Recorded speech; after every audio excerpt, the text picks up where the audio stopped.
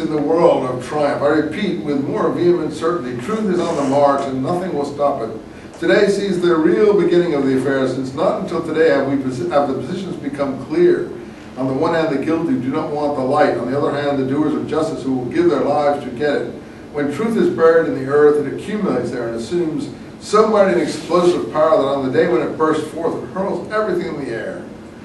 We shall see if they have not just made preparations for the most resounding of disasters yet to come, but this letter is long, Mr. President. It's time to finish. And then we get the accuse.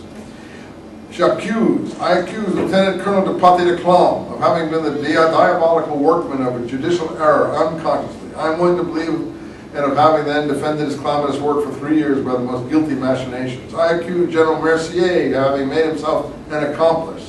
I accuse General Bilot of having had in his hands certain proofs of Dreyfus' innocence and having stifled them. I accuse this is the whole French general staff, General de Boisdef and General Gans of having made themselves accomplices in the same crime, one undoubtedly through clerical passion. I accuse General de Polleux and Major Ravary of having conducted a rascally inquiry. I accuse 3 experts in handwriting, Bellam, Bernard, and Couard, of having made lying and fraudulent reports. I accuse the war officers of having carried on in the press, particularly in the Éclair and the Echo de Paris, 2 French newspapers, an abominable campaign to mislead the public and cover up their faults. I accuse, finally, the First Council of War of having violated the law by condemning an accused person on the strength of a secret document. And in preferring these charges, I am not unaware that I lay myself liable under Articles 30 and 31 of the Press Law of July 29, 1881, which punishes defamation. And it is willfully that I expose myself to this. And as for the people whom I accuse, I do not know them. I've never seen them. I entertain against them no feeling of revenge or hatred. They are to me simple entities, spirits of social ill-doing, and the act that I perform here is nothing but a revolutionary measure to hasten the explosion of truth and justice. I have but one passion, the passion for light in the name of humanity, which has suffered so much and which is entitled to happiness. My fiery protest is simply the cry of my soul. Let them dare then to bring me into the court for libel or whatever you want to call it, defamation. Yes, seized court. Let the investigation take place in the open light of day. I await it, except, Monsieur President, the assurance member found his back. Well, this was like a bombshell in France. This put all the cards on the table. One of the most famous writers in France writing this letter in the newspaper, accusing the whole army and general staff of perfidy and corruption and rottenness. And it was a huge affair, but Zola himself ultimately had to flee to London for some years before things quieted down. And finally Dreyfus he wasn't cleared. They just pardoned him and brought him back from Devil's Island and so on. He explains it in his autobiography, you can read that. But the most tragic thing of all, I think someone tried to shoot Dreyfus, as I recall, and he was wounded. I don't remember the whole story. You can look it up if you're interested further in it. But the most tragic part of the whole affair was what happened to Zola himself. When he came back from from London, after the thing had finally shaken out and Dreyfus had come back, I think he was a bit disappointed in Dreyfus's behavior, because Dreyfus didn't want to rock the boat. He just wanted to get on with his life.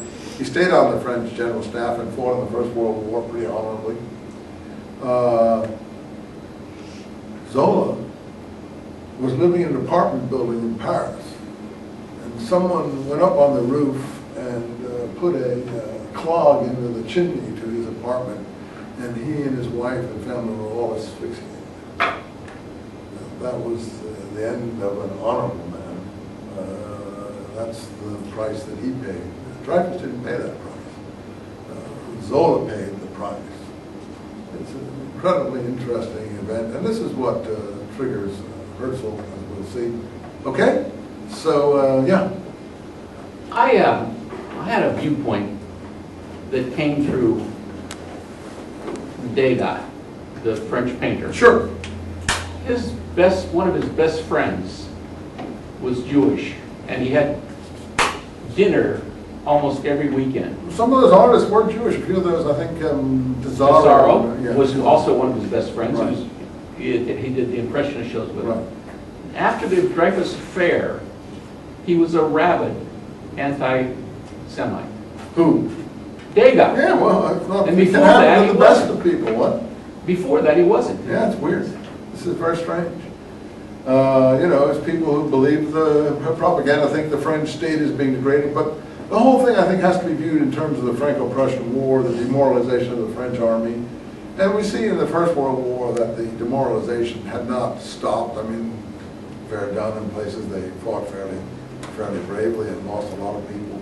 But it was a downward curve, you know, that went into what we finally ended up with France in the Second World War was really rather pathetic.